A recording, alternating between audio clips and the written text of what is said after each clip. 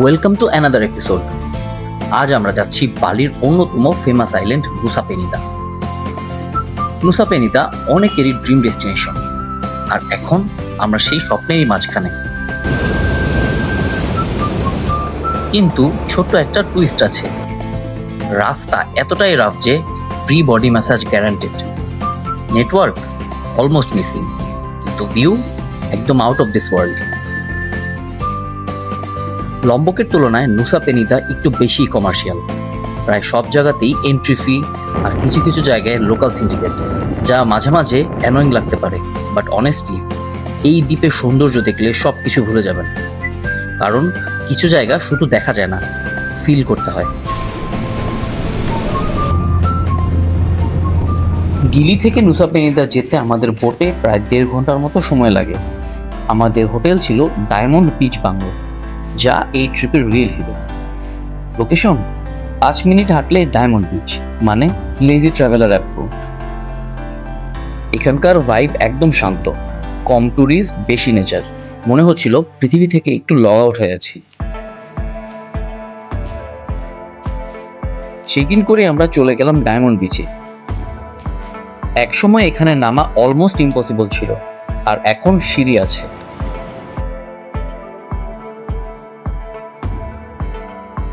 Diamond beach নামটি এসেছে মূলত এই বিচের আশেপাশের পাহাড় ও ক্লিফের আকৃতির কারণে, আর উপরের ভিউ একদম ওয়ালপেপার লেভেলের। দূর থেকে সমুদ্র শান্ত মনে হলেও কাছে গেলে বোঝা যায় সমুদ্র অ্যাকচুয়ালি মুড সুইং নিচ্ছে।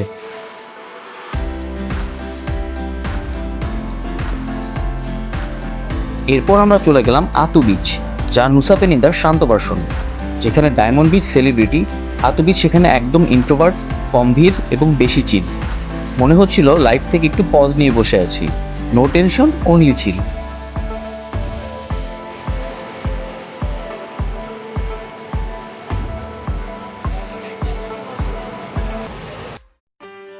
পরদিন ভোরে আমরা রওনা দিলাম রুমাপোহন ট্রি হাউস দেখার জন্য, যা আমাদের হোটেল থেকে 5 মিনিট হাঁটার দূরত্বে। মানে স্লিপি ফেস নিয়েই কন্টেন্ট ক্রিয়েশন।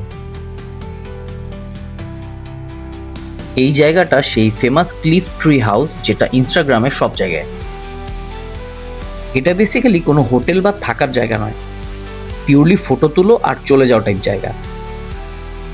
ক্লিফের ধারে ছোট্ট ঘর, সামনে সমুদ্র আর মেঘ, ভিউটা একদম ড্রিমি। কিন্তু রিয়েলিটি চেক, পারফেক্ট শট নিতে হলে পেশেন্ট, কিউ এবং লাক, তিনটেই লাগবে। রুমাপোহনের ছবি তুলে আমরা হোটেলে ফিরে নাস্তা, চেক আউট, তারপর নেক্সট মিশন কেলিংকিং বিচ।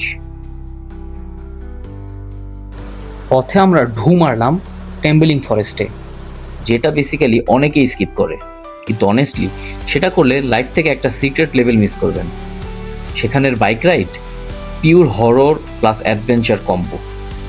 মনে হচ্ছিল গুগল ম্যাপসও বলছে, ভাই আমি কিছু জানি না। ট্যাম্বলিং ফরেস্ট একদম অন্য জগৎ, না ক্লিফ না ক্রাউড, পুরো ডেন্স জঙ্গল ভাইব। জঙ্গলের মাঝে ক্রিস্টাল ক্লিয়ার এক ন্যাচারাল পুল, আর সামনে গেলে হিডেন বিচ। ঢেউগুলো এমনভাবে আসছে যেন আপনার সাথে কোনো পার্সোনাল ইস্যু আছে।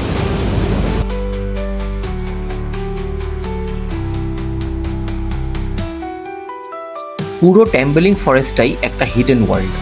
নয়েস নেই, স্ট্রেস নেই, শুধু নেচার আর একটু survival mode feeling.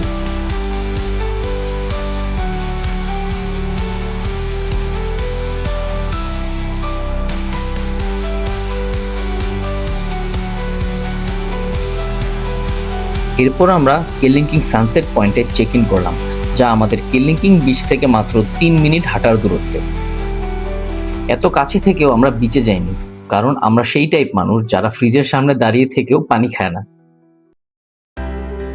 Check in করেই ছুটলাম আইকনিক দুটো স্পটে, এঞ্জেলস বিলাবং আর ব্রোকেন বিচ।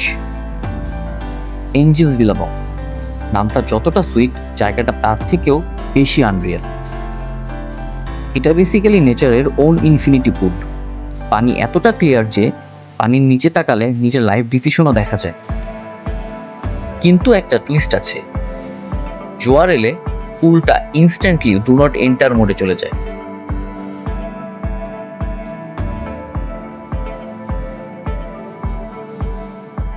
এঞ্জেলস বিলাবং এর পাশেই ব্রোকেন বিচ। নাম শুনে ব্রোকেন হার্ট মনে হলেও ভিউ একদম র এবং সলিড। আগে এখানে একটা বিশাল কেভ ছিল, প্রকৃতি ধীরে ধীরে রেনোভেশন করে এখানকার এই জায়ান্ট আর্ক বানিয়েছে। মাঝখানে বিশাল আর্ক দিয়ে পানি ঢুকে আর বের হয়, পুরো সিনটা এমন লাগে যেন হলিউড মুভি শুট হচ্ছে। এখানে নামার কোনো রাস্তা নেই, মানে শুধু উপরে দাঁড়িয়ে অ্যাডমায়ার করুন, no swimming, no over acting. এই দুটা স্পটের সবচেয়ে ক্রেজি ব্যাপার হলো এগুলো ম্যানমেড না, পিওর ন্যাচারাল। 1000 বছরের erosion plus ocean power is equal to full cinematic result.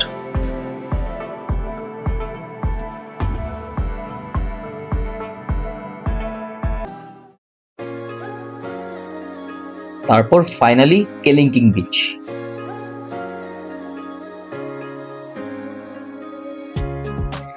যে ভিউ এতদিন শুধু গুগল ম্যাপে দেখেছি, আজ সামনে। আর অনেস্টলি ক্যামেরা এখানে আন্ডার পারফর্ম করে। সবচেয়ে ফেমাস সেই টিরেক্স শেপ ক্লিফ, উপরে দাঁড়িয়ে মনে হয় ডাইনোসরটা একটু পরেই মুভমেন্ট করবে।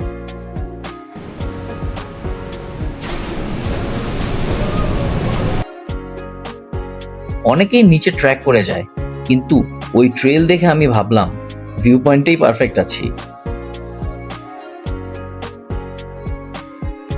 তারপর এলো আসল ম্যাজিক, সানসেট অফ কেলিংকিং বিচ। আকাশ পুরো গোল্ডেন অরেঞ্জ, এমন ভাবে মনে হচ্ছিল যেন নেচার পুরো ফিল্টার বসিয়ে দিয়েছে।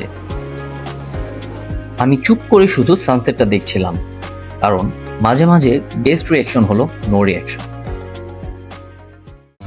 পরদিন সকাল, last day in Nusa Penida, so আজ ফুল রিল্যাক্স মোড।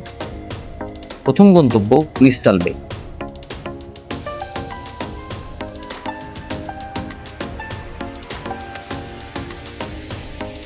পানি একদম ক্রিস্টাল ক্লিয়ার, নামটা লিটারেলি জাস্টিফাইড।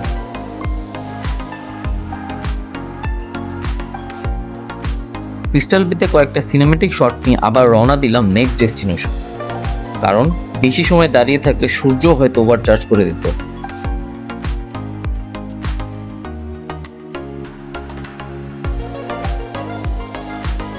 আমাদের পরবর্তী ডেস্টিনেশন ছিল গ্যামাট বে। একটু অফ রুট, মানে ক্রাউড কম, পিস বেশি। গ্যামাট মানে সি কিউকাম্বার। হ্যাঁ, নামটা একটু ফানি, বাট প্লেসটা সিরিয়াসলি সুন্দর।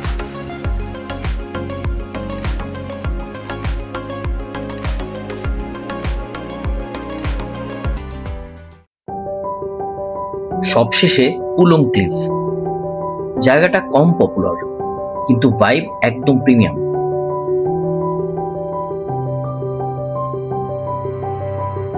কোনো ক্রাউড নেই, বাতাস আর এন্ডলেস ওশান ভিউ, একদম perfect cinematic ending scene.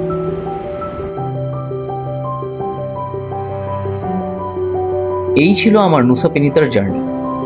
নুসা পেনিদা perfect না, রাস্তা খারাপ, জার্নি টায়ারিং, একটু বেশি কমার্শিয়াল, কিন্তু এই ইমপারফেক্ট জিনিসগুলোর কারণেই এই জায়গাটা এত রিয়েল লাগে। লাক্সারি খুঁজলে মেবি স্কিপ, কিন্তু এক্সপিরিয়েন্স খুঁজলে নুসা পেনিদা হিটস ডিফারেন্ট। দেখা হবে পরের গল্পে, বালির সংস্কৃতি নিয়ে। Until next time, stay safe and never stop exploring.